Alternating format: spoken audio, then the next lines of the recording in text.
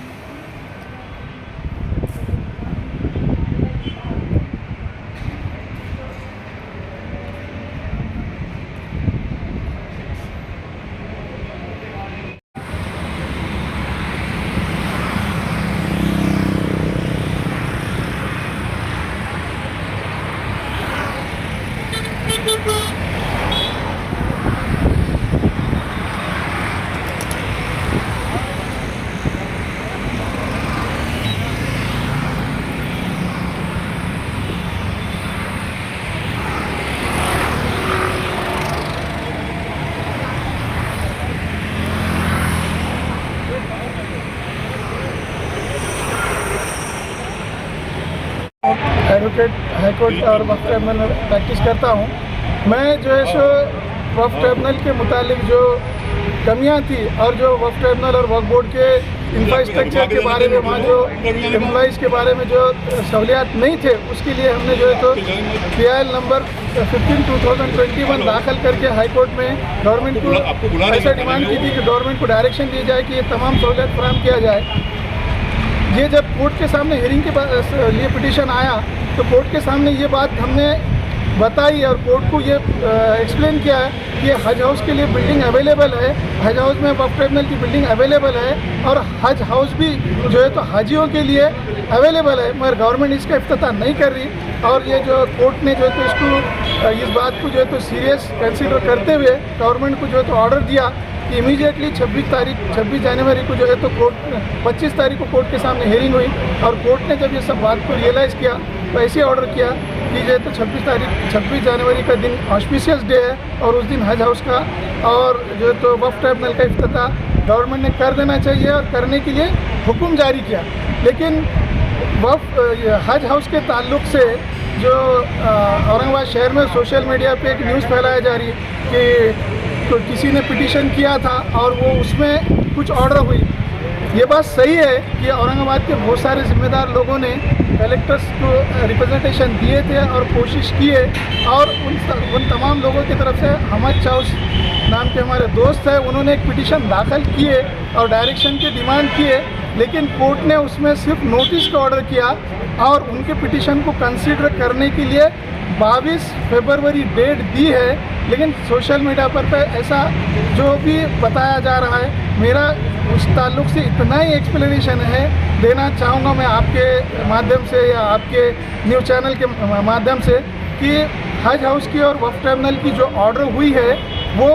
वक्फ tribunal के सहूलियत के ताल्लुक से जो मैंने पिटीशन दाखिल की थी उसमें हुई है और कोर्ट ने उसी पिटीशन में गवर्नमेंट को डायरेक्शन दिया, जिस डायरेक्शन की और जिस ऑर्डर की वजह से जो ऑर्डर 25 जनवरी 2024 को हुए उस ऑर्डर की बुनियाद पे ही हज हाउस का इफ्तिताह 2 फरवरी 2024 को हो रहा है और 5 फरवरी से पहले वक्फ ट्रिब्यूनल का भी इफ्तिताह हो जाएगा। आपका कहना है कि पूरी मेहनत इसमें आपने की है और इसका क्रेडिट कोई और ले रहा है? नहीं, देखिए कैसा है, इसमें क्रेडिट का सवाल नहीं है। हमद चाउस ने भी पिटीशन दाखिल किए, उन्होंने भी कोशिश की है, लेकिन जो है सो सिर्फ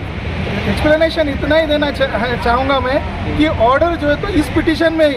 उस पिटीशन में अभी सिर्फ नोटिस हुई है और हो सकता उसमें ऑर्डर होती थी या नहीं होती थी वो नहीं बता सकते। लेकिन अब उन्होंने जो पिटीशन दाखिल किया हुआ है, जिस डिमांड के लिए, जिस मकसद के लिए, ये ऑर्डर हो जाने की वजह से वो पिटीशन इनफ्रेक्चस हो गई और वो पिटीशन अब कोर्ट जो है सो डिस्पोज करेगा। ऐसा एक कानूनी नज़र से मैं बोलता हूँ, क्योंकि मैं भी जो है तो एक एडवोकेट हूँ और हाईकोर्ट में प्रैक्टिस करता हूँ। जब किसी पर्पज़ के लिए कोई केस या रिट पिटीशन या PIL दाखिल की जाती है और उसका किसी और तरीके से या खुद गवर्नमेंट अगर जो है तो उसको फुलफिल कर देती है तो वो दाखिल करने का मकसद पूरा हुआ, इस बुनियाद पर पिटीशन डिस्पोज हो जाएंगी।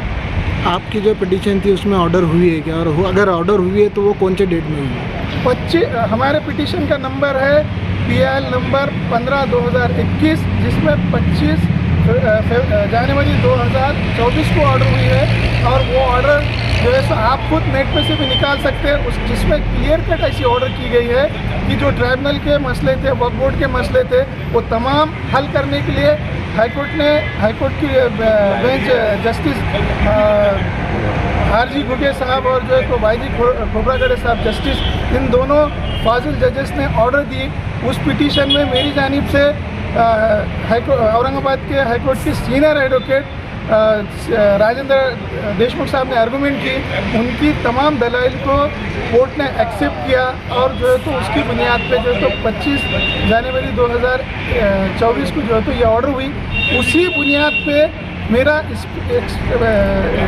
क्लियर कट ये कहना है, वो जो ऑर्डर हुई जो PIL 15/2021 की, वो ऑर्डर की बुनियाद पे हज हाउस का इफ्तिताह हो रहा है और वक्फ ट्राइब्यूनल का भी इफ्तिताह हो रहा है। बाकी पिटीशन होंगे लेकिन वो दूसरे किसी पिटीशन में कोई ऐसी ऑर्डर नहीं हुई, इसमें हमको कोई कंट्रोवर्सी करना नहीं है, लेकिन आप लोग हमारे पास खुद से आए और इसका एक्सप्लेनेशन पूछे, इसलिए मैं आपके जो है तो चैनल के सामने आके एक्सप्लेनेशन दे रहा हूँ। ये बात जो है सो सही है, फैक्चुअली करेक्ट है, लीगली करेक्ट है। ये आप लोग जो है तो किसी भी एडवोकेट के थ्रू आप खुद भी जो है तो वेरीफाई कर सकते हैं, ऑनलाइन ऑर्डर देख सकते हैं। और बस ये जो है तो कैसे ये मसले का हल हो जा रहा और अपने तमाम के लिए दोनों चीज़ें अवेलेबल हो जा रही, इसमें हम भी खुश हैं और तमाम को खुश रहना चाहिए। आपका नाम बोलिए। मेरा नाम एडवोकेट जावेद अब्दुल हमीद देशमुख है। मैं खुद पिटिशनर था और मेरे साथ जो है तो हमारे पूरे उपला जो है तो ट्राइब्यूनल के जो तो सीनियर एडवोकेट्स थे, जिसमें जो है तो एडवोकेट निसार खान साहब, एडवोकेट मदर खान साहब, एडवोकेट MZA खान साहब, एडवोकेट गुलाम मुस्तफ़ा साहब और एडवोकेट मोहित देशमुख, एडवोकेट शारे, एडवोकेट DD शेख और हमारे वहाँ के जितने जो रेगुलर प्रैक्टिशनर है, तमाम एडवोकेट्स ने इसमें हमारा साथ दिया और हमारे तमाम की कोशिश से हमको कामयाबी मिली। इस बात की हमको खुशी है।